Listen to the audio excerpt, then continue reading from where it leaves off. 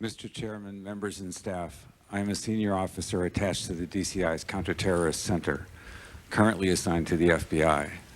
From September 1998 until May 2001 as an operations manager, I was privileged to work alongside a group of extraordinary officers from the CIA, the FBI, and other agencies who were and remain committed to combating the threat posed by bin Laden and those he has inspired.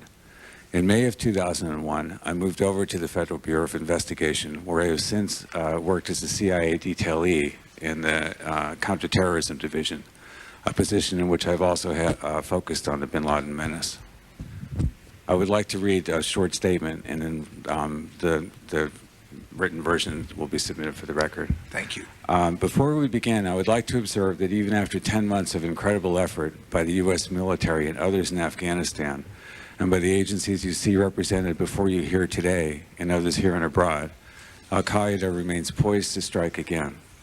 What we say in this venue over the coming weeks will be closely followed by the very people who are just trying to destroy you, me, our families, and our way of life.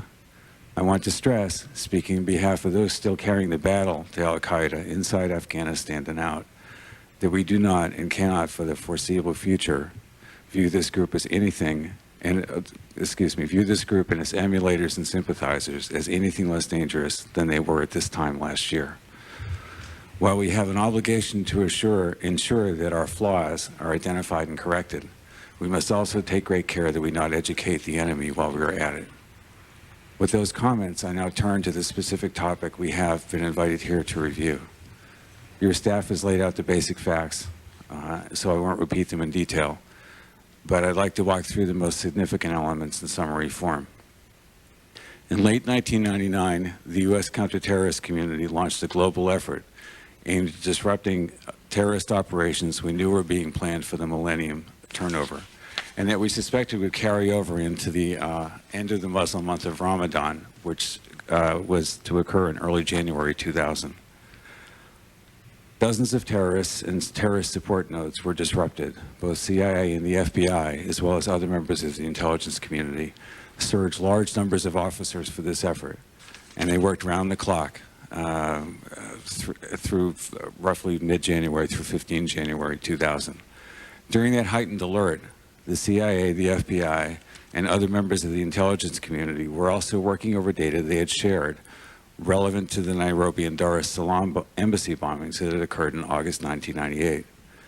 In December 1999, this intelligence provided a kind of a tuning fork that buzzed when two individuals reportedly planning a trip to Kuala Lumpur were linked indirectly to a support element that we suspected had played a role with the Africa bombers. A CTC officer, noting the linkage, set in motion a complex series of operations aimed at determining their identity, their contacts, and ideally, what they were doing. The operation succeeded in its first phase. Within a very short period of time, we learned the name of one of the travelers, Khalid al-Mithar. We learned where they were staying and the name of several of their local contacts. We were unable to complete the second phase of the operation, however. We did not learn the identities of the other participants in the meeting at the time, and were unable to determine and still do not know what they discussed during that meeting. While the meeting was in progress, via CIA officers detailed to the FBI, CTC kept the FBI advised of developments via verbal briefings. As you know, for a number of years, the FBI has had agents and analysts working integrally with CTC, including in the CTC's bin Laden element. And CIA officers, in turn, have also served in various components of the FBI, including also in the bin Laden unit of the FBI headquarters. Part of the job on either side, especially during moments of crisis, is to provide verbal briefs on the fly because before shifting attention to the next facet of the crisis. We prefer to document significant transfers of information, both to assure ourselves that it was passed and also to create a detailed record for our own operations officers and analysts who at a later date draw on such data to do a variety of tasks. In this case, CTC did not formally document to the FBI the conversations between the CIA referents and the FBI supervisors they briefed. CTC did note in a cable to the field that Al-Midhar's passport information had been passed to the FBI, but to date, we have been unable to confirm either passage or receipt of the information, so we cannot say what the exact details were that were passed. As the operations unfolded, a piece of data that in hindsight turned out to be critical revealed Al-Midhar's passport information and that he had earlier obtained a visa to the United States. Under ideal conditions, that passport data should have been provided to the State Department's tip-off program, which is designed to help keep terrorists from entering the U.S. from abroad. At this point, both Al-Midhar and his companion, who would turn out to be another hijacker, Nawaf al-Hazmi, had their visas. Later in early March 2000, long after the dust had settled in Malaysia, information surfaced indicating that Al-Midhar's partner was named Nawaf al-Hazmi. In early March, CIA also received information indicating that al-Hazmi had booked a flight that terminated in Los Angeles on 15 January 2000. Again, the new information on al-Hazmi was not disseminated. After the October 2000 bombing of the USS Cole, the Al-Midhar and al-Hazmi data resurfaced when the FBI learned that an individual alleged to have been a key planner of the Cole attack had been in Southeast Asia at the same time as the Malaysia meeting. This raised the possibility that the planner of that Cole attack had been at the meeting. The person I'm discussing, it was this person, Khalad, who was mentioned in the previous testimony. At the time I wrote this, did not have the full declassified version. Seeking to develop more information on that hypothesis, that Khalad had been at the meeting, and related to other information linking some Cole operatives to possible unknown contacts in Malaysia, the FBI and CIA sought to develop more information about the other people at the meeting. Early in 2001, more intelligence was developed that strengthened the hypothesis that this key planner had been one of the participants in the January 2000 meeting with Al-Midhar and al-Hazmi. At the time, the focus was on the USS Cole investigation and on understanding what had occurred in Malaysia, not on whether these individuals had been watch-listed.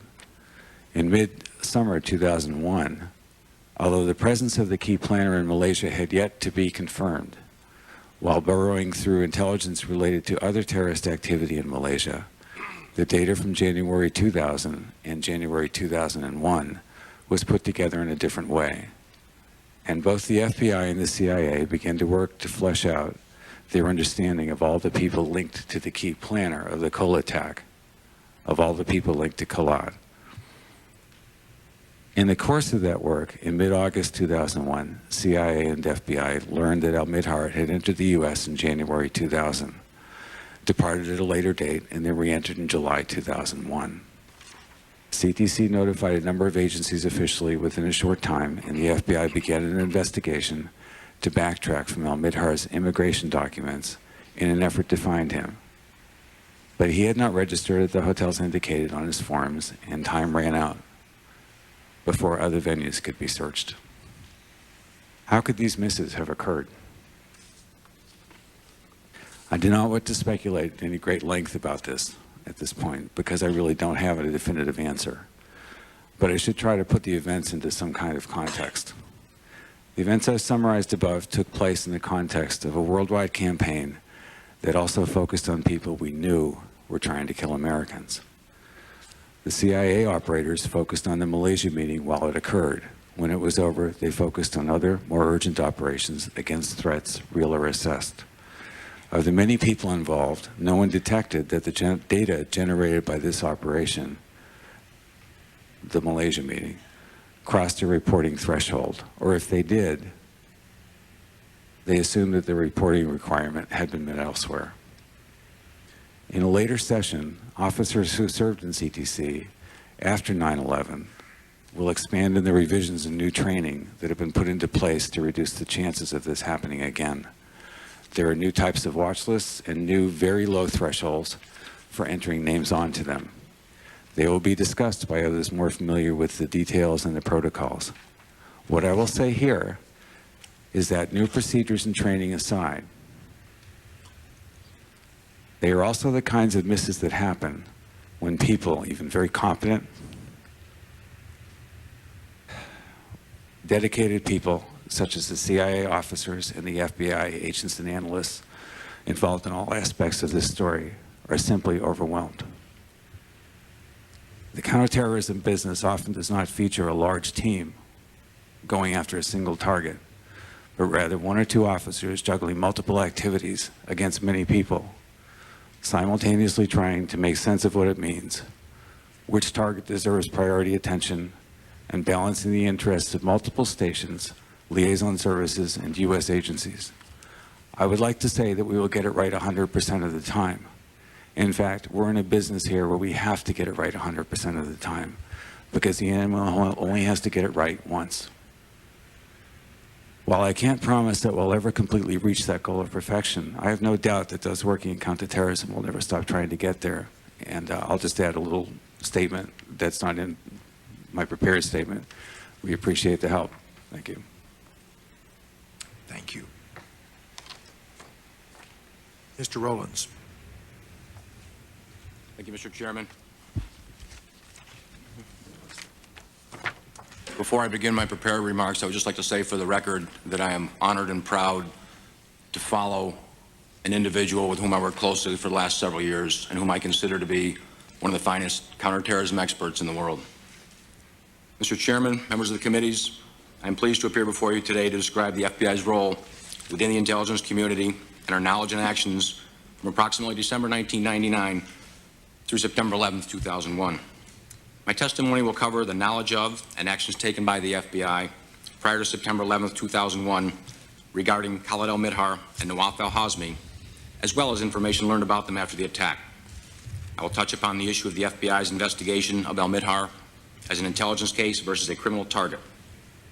I will discuss the interaction between the FBI and CIA, as well as others in the intelligence and law enforcement community. I would also like to provide an overview of the makeup of the international jihad movement and explain how it encompasses many groups and organizations to include bin Laden and the al-Qaeda network. As members of the intelligence community, we have been asked to discuss the exchange and flow of information within the community and its impact into the events leading up to September 11th. In that context, we've also been asked to discuss specifically the investigative efforts into the two of the September 11th hijackers. The investigation into the activities of Khalid al-Midhar and Nawaf al-Hazmi illustrates with acute clarity that considerable individual effort and collective resources will not always result in a successful outcome. Notwithstanding the improvements over the last few years within the intelligence community and exchange in personnel and information, and despite the extensive work performed by many individuals, the various intelligence community agencies, and the war on terrorism, the desired goal to protect our country was not realized. We have all learned that isolated events and unintentional incidents of inaction do not remain in a vacuum. Individually, and certainly collectively, they have consequences. Through a collaborative effort within the community, the CIA received information that a meeting of individuals possibly associated with Osama bin Laden's terrorist network took place in Kuala Lumpur, Malaysia in early January 2000.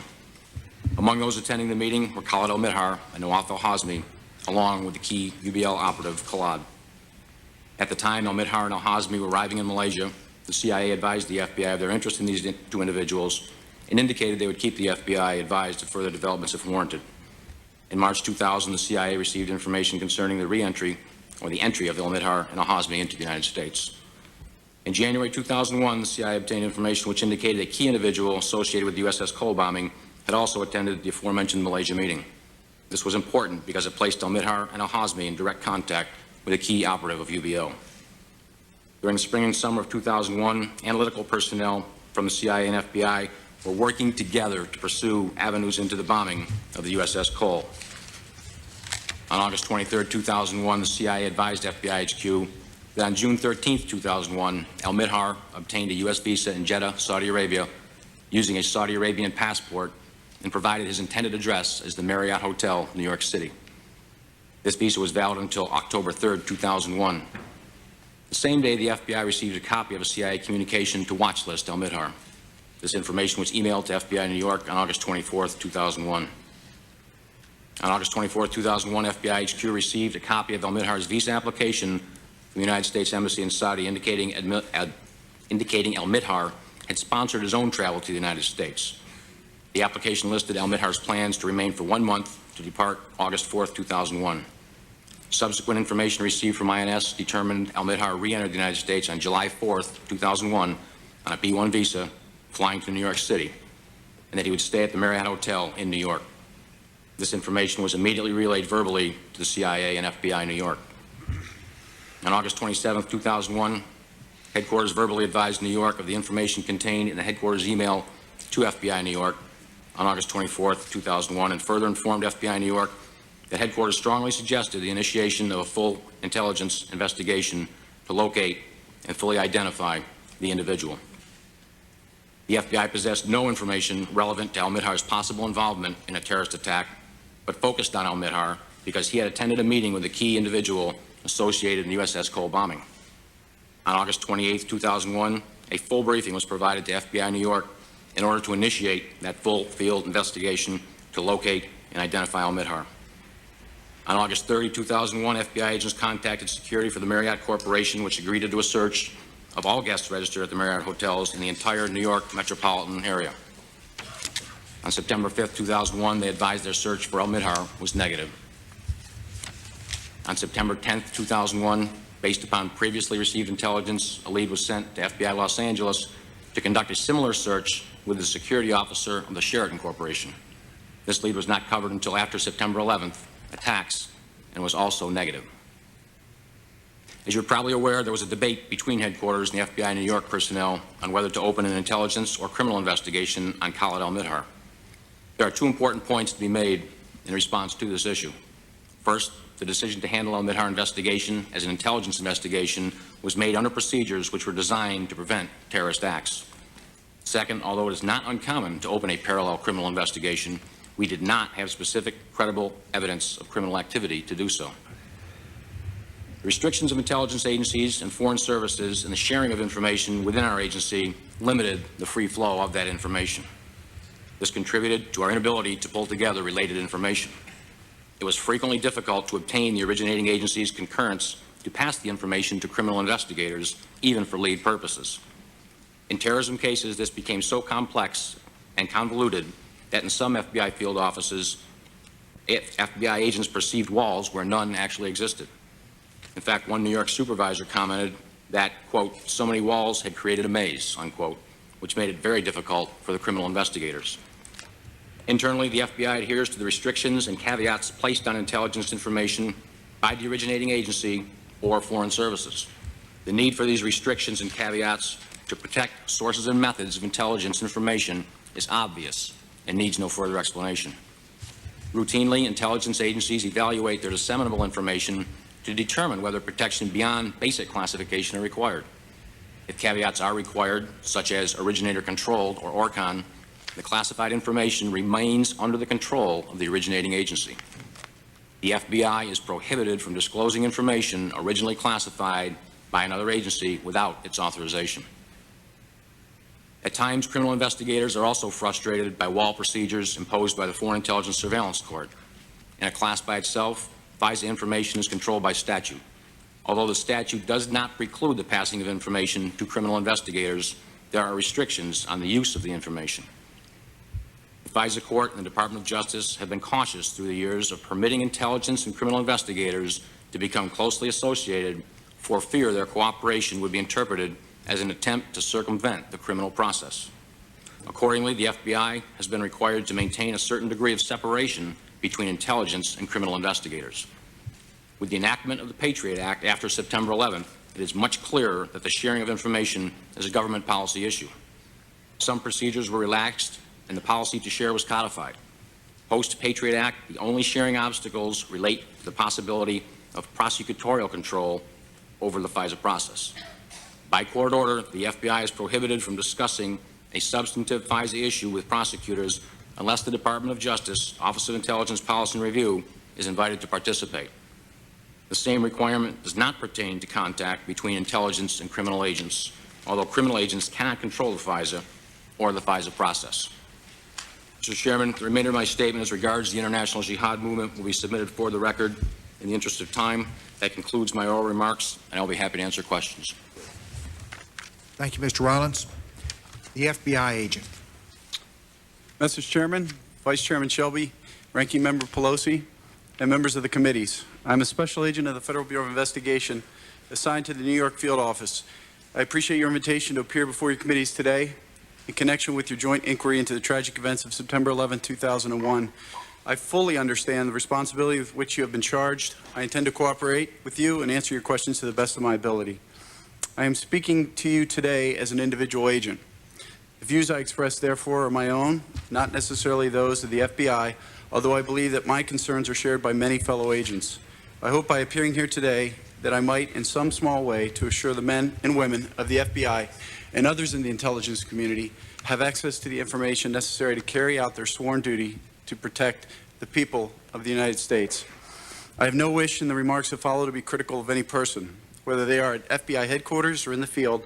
FBI personnel work their hearts out to perform their mission. I am before you today to address practices that frustrate us all. Much has been written about how the FBI does not share information with local law enforcement agencies, but the American people must realize that the FBI does not always have access to the information itself, nor is all the information the FBI possesses available to all of its agents. It is my belief that the former problem is due to fear that the Bureau may run ahead or mess up current or future operations of one of our sister agencies, and the latter primarily due to decisions that have snowballed out of the Foreign Intelligence Surveillance Act, FISA Court. A concept known as the wall has been created within the law enforcement and intelligence communities. From my perspective, in the broadest sense, the wall is an information barrier placed between elements of an intelligence investigation and those of a criminal investigation. In theory, again, same perspective. It is there to ensure that we, the FBI, play by the rules in our attempts to gather evidence in a criminal case in federal prosecution. I have tried to write this statement knowing full well that its contents and my testimony will be studied by the enemy.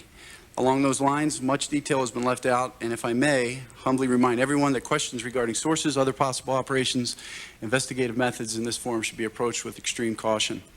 As an aside, may I say I firmly believe prevention is best served by allowing the law enforcement community, federal and local, to conduct sound, sometimes exigent investigations with access to all information that the U.S. government and liaison governments possess.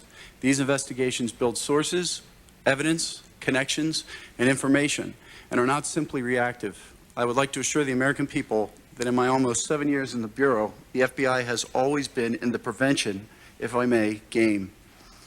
Before going further, I would like to offer a few words of introduction so you're aware of the background that I bring to the questions before the committee. Between 1985 and 1993, I served in the military. After a brief stint in the private sector, I joined the FBI in December 1995 and was assigned to the New York field office's Joint Terrorism Task Force in July 1996. From July 1996 through October 1997, I served on the TWA Flight 800 investigation. On October 1997, I was assigned to the squad that had responsibilities for Taliban and Pakistan matters. Following the East Africa embassy bombings in August 1998, I was part of the first team on the ground, spending a cumulative total of over 30 weeks abroad investigating the bombings. In early 1999, I joined the New York field office's overall Osama bin Laden case squad, which is responsible for the overall investigation of UBL and Al-Qaeda. Immediately after the attack on the USS Cole in Aden, Yemen, on October 12, 2000, I was assigned as one of the case agents who worked on that case, Aden bomb, until the attacks of September 11, 2001. Since then, I have also worked on general UBL matters and have been deployed 12 weeks overseas, working alongside other intelligence community components. I mention this fact because although there are issues about the sharing of information with FBI investigators by the CIA, my experience between the FBI and the intelligence community is that we have worked successfully together. The people of the United States should take great pride in the service and sacrifice of the men and women of all the U.S. agencies and DoD deployed overseas, many of whom I've had the privilege of working with overseas. Briefly, the wall and implied, interpreted, created, or assumed restrictions regarding it prevented myself and other FBI agents working a criminal case out of New York field office from obtaining information from the intelligence community regarding Khalid al-Midhar and Nawaf al-Hazmi in a meeting on June 11, 2001. At the time, there was reason to believe that al-Midhar and al-Hazmi had met with a suspect connected to the attack against the USS Cole. The situation came to a head during the fourth week of August 2001, when, after it was learned that al-Midhar was in the country, FBI HQ representatives in the FBI New York said that FBI New York was compelled to open an intelligence case, and that I nor any of the other criminal case investigators assigned to track al-Qaeda could attempt to locate him. This resulted in a series of emails between myself and the FBI HQ analyst working the matter. In my emails, I asked where this new wall was defined. I wrote on August 29, 2001, whatever has happened to this, someday someone will die, and wall or not, the public will not understand why we were not more effective in throwing every resource we had at certain problems. Let's hope the National Security Law Unit will stand behind their decisions then, especially since the biggest threat to us now, UBL, is getting the most protection.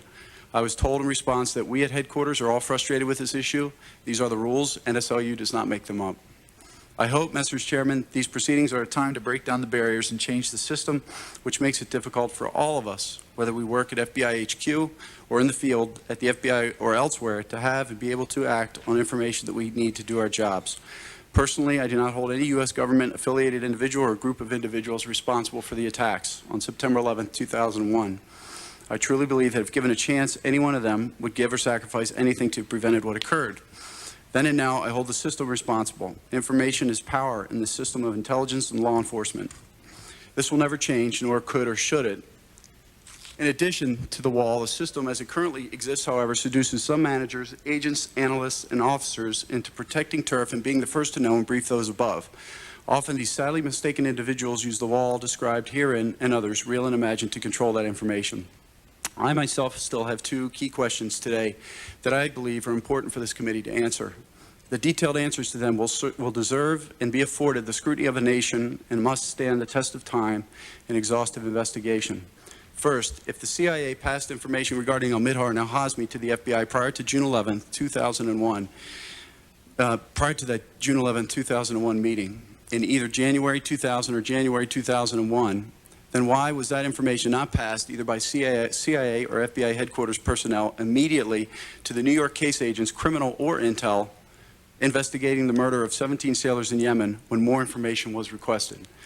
A simple answer to the wall is unacceptable.